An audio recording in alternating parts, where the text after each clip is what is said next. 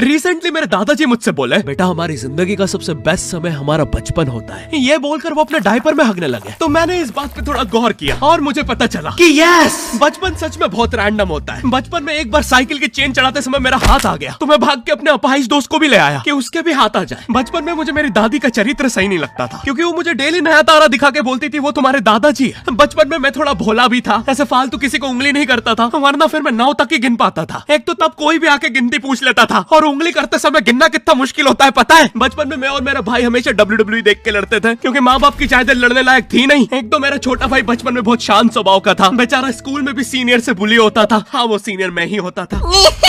एक बार मुझसे बोलता, भैया डॉक्टर बनना मेरा सपना है। तो मैंने उसे नीट की बुक्स ला दी, तो अब वो उसका पूरा सपना बन गया। अब वो डॉक्टर गेम में भी बीमारी बनता है, और बवासीर पीछे होती है। चिंटू बुक्स नहीं पढ़ रहा है तू? एक बार बेचारा बिस्तर पे गिर के रोने लग गया, तो सब बोलने लग गए कुछ नहीं हुआ, चींटी मर गई, चींटी मर गई। मैं यहाँ सोच रहा हूँ फिर अभी तक हम चींटियों वाले बिस्तर पे क्यों सो रहे थे? हाँ, घर में सबकी पीठ पे ददोड़े हो रखे हैं। हाँ, ये नहीं गिरता तो हमें तो पता ही नहीं चलता बिस्तर पे चींटियां हैं। हम तो सोए जा रहे हैं चींटियों वाले बिस्तर पे। और स्कूल में जब भी ये छोटे भाई पैंट में हक देते हैं, तो बड़े भाई को क्यों बुलाया जाता है? पता है कितनी घनघोर बेइज्जती होती है पूरी क्लास के सामने, और बुलाते भी इतने सस्पेंस है, वो देख के बड़े भाई का हगना निकल जाता है। ऐसे 2 छोटे बच्चे स्लो मोशन में भाग के आ रहे हैं। हाँ, वो उनकी नॉर्मल स्पीड है।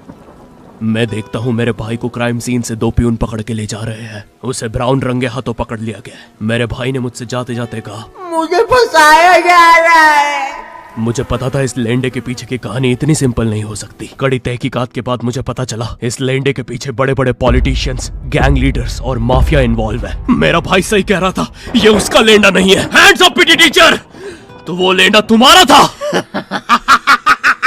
तो तुम्हें पता चल ही गया, तुम मुझे कभी नहीं पकड़ सकते। रुको, भाग गया। जाने दो उसे बेटा, हमने पीटी टीचर के बड़े भाई को बुला लिया है वो लेंडा उठाने।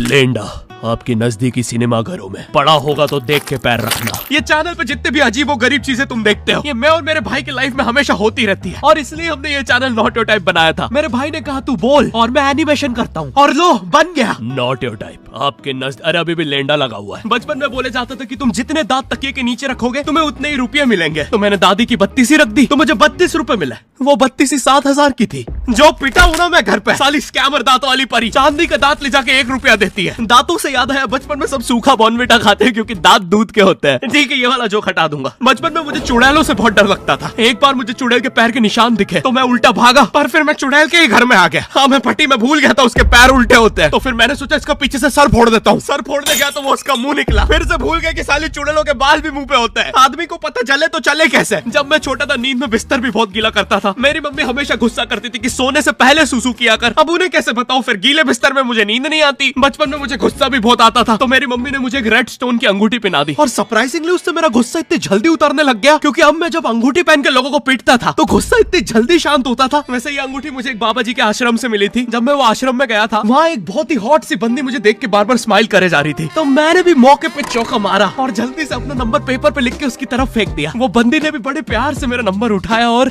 खा लिया। अरे भाई, उसको भूत लगे, वो तब से सबको स्माइल दे रही है। हम भी सुबह से नंबर फेंक रहे हैं, अभी तक 2 किलो पेपर खा गई है। हाँ, अब तुम्हें भी ऐसे रैंडम भूतों या स्ट्रेंजर्स पास नंबर ना फेंकना पड़े प्यार के लिए, इसलिए आओ हैपन पे चले। यहाँ तुम्हें मिलते हैं तुम्हारे कॉमन इंटरेस्ट के लोग।